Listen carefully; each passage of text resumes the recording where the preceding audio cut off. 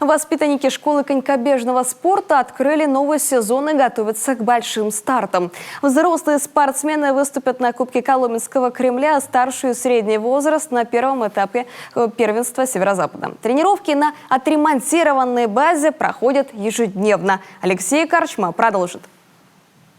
Ян Кулев из спортивной династии входит в сборную Коми по конькобежному спорту. Все свободное время мальчишка проводит на обновленном стадионе, нарезает круги, улучшает собственное время. Готовится к турниру «Серебряные коньки». Практически вся семья занимается конькобежным спортом. Мою сестру здесь знают, и из-за этого начинать было несложно. Очень интересный спорт, потому что всегда куда-то ездишь практически.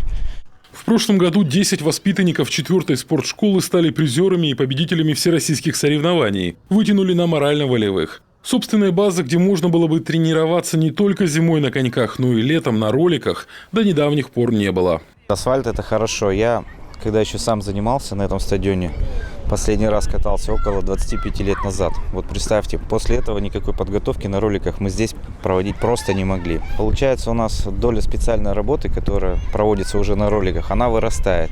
Вот мальчики у нас и повороты теперь крутят, и прямую отрабатываем, и посадку низкую. Все благодаря тому, что есть асфальт. Этим летом на конькобежном стадионе установили световое оборудование, обновили инвентарь. В здании отремонтировали спортзал и раздевалки, но самое главное – заасфальтировали беговые дорожки. До этого заниматься приходилось в парках или в лесу, на базе «Динамо». Самое главное – это техника.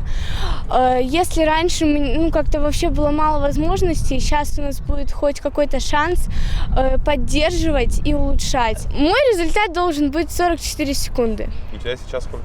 На этом стадионе у меня 56 был рекорд.